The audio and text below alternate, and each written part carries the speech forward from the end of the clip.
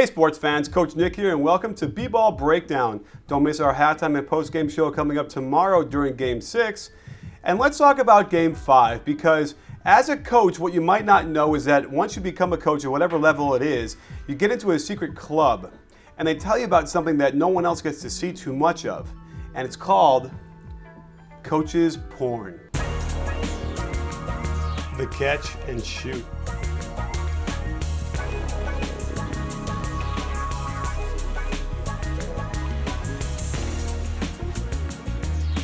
Hard work.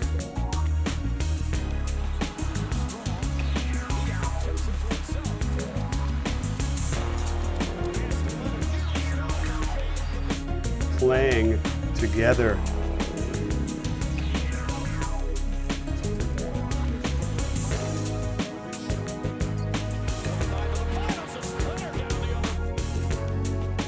The back door.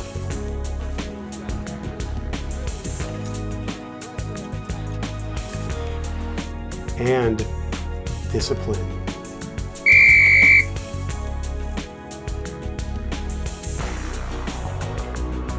Keep pounding on that rock. Pound it. It's supposed to be hard. It's not idle. Oh yeah, that's what I'm talking about, sports fans.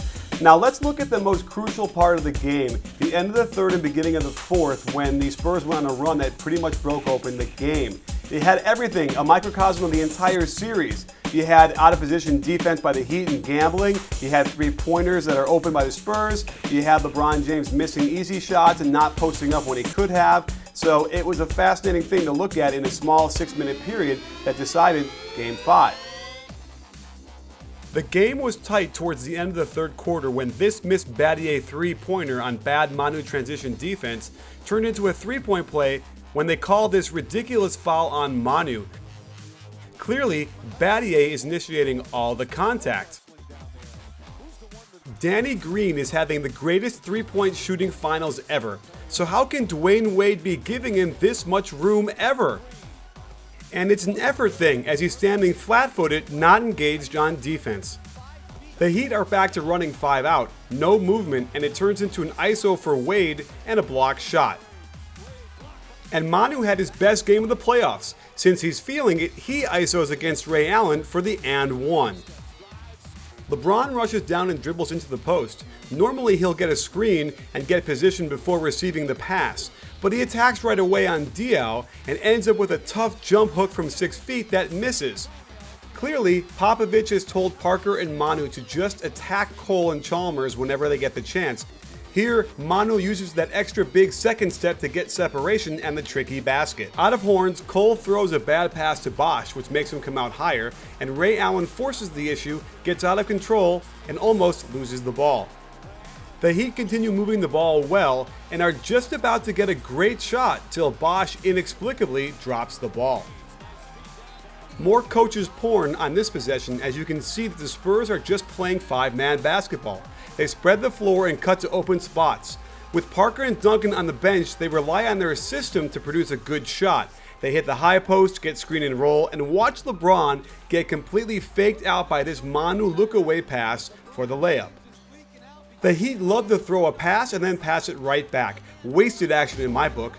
Here is the sideline screen and roll they run so often for their point guards, leaving Cole with the pressure to create something out of nothing. He throws it wildly off of Haslam's leg for the turnover. The Spurs run 25 up, which means the 2 guard screens for the 5 before the center goes up to screen the ball. The Heat defend this initial screen and roll well, but Manu is tricky, and the Spurs screen the ball again, getting him a wide open shot that he can't hit. LeBron comes down and decides he's going to do it all himself.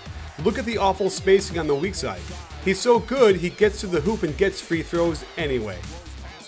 Manu does the same isolation but from out top.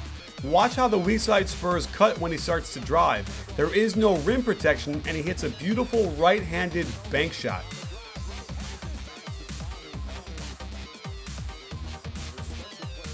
The Heat open the fourth with their patented in-your-face pressure all over the court, and it works wonders against the Spurs as they get pushed farther and farther from the basket until they have to toss up a desperation shot. Haslam misses the outlet pass initially, and Ray Allen is again unsuccessful going to the basket. It's just not his thing anymore. In the face of the Heat defensive pressure, Coach Popovich yells to his team to move and stop standing around. However, they aren't very precise. I think Gary Neal should be screening down for Manu here, and when the pick and roll doesn't get them anything, Kawhi Leonard passes up the shot before forcing Splitter to toss it up before the clock expires. Down 12, the Heat do the right thing and cross screen for LeBron so he can post up on the left block. They ignore him on the first post, but watch the repost. LeBron does not dive down and seize control of the low block, opting to catch the ball at 17 feet from the basket. Terrific defense by Diaw with no counter by LeBron, who misses the short pull-up. On the sideline out of bounds, Ray Allen doesn't hustle coming around this down screen, and LeBron is slow reacting to the Manu floater. This is a tough shot and one that up till now Manu was most likely to miss. They call for another post-up by LeBron, but because Bosh is on the weak side elbow, it enables Duncan to easily help on the lob pass. LeBron finds Wade on a nice cut to the hoop, but Duncan is there to protect the rim. Wade feels like he was fouled, so doesn't run back hard on defense, doesn't run to pick up Kawhi Leonard in the corner, and he nails the three. The Heat run what I think is their best play, but LeBron flashed to the free throw line. But look at their spacing. LeBron is supposed to start at the low block, but instead takes the shortcut and doesn't set up his man properly. Bosh tries to set the back screen for Allen, but Manu fouls. Again, the Heat make a good decision to post up LeBron on Diaw. LeBron uses his strength to get good position close to the basket, but Wade's lob pass makes him lose much of that good position. LeBron attacks, but Diaw plays terrific positional defense and has enough weight not to get knocked backwards on the LeBron shoulder. Look at the shot LeBron takes, a sort of half hook on the way down from 6 feet away off of 1 foot. This is a low percentage shot to say the least. On the rebound, he tries to jump off 1 foot again. He should be planting both feet and exploding strong to the rim for the finish.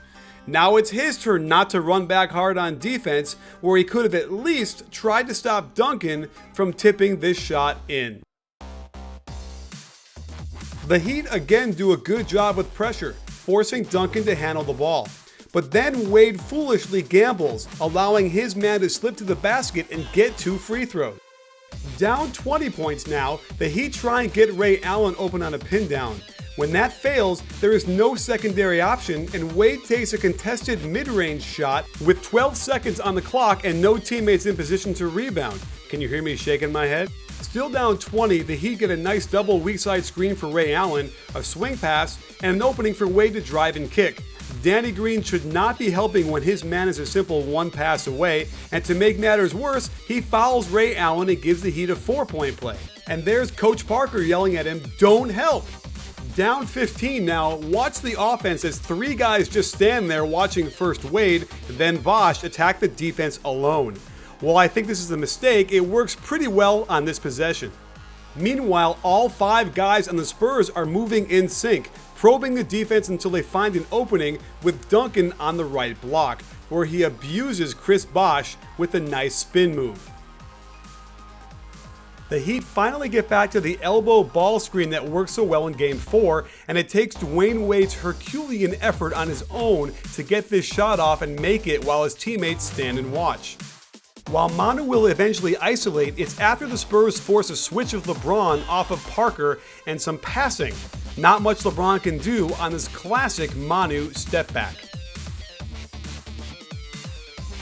For some reason, the Heat go back to 5 out and Wade carelessly throws the ball away. In transition, watch how Wade has no idea he's supposed to be guarding Kawhi Leonard, isn't in position to defend the pick and roll, and they give up a layup.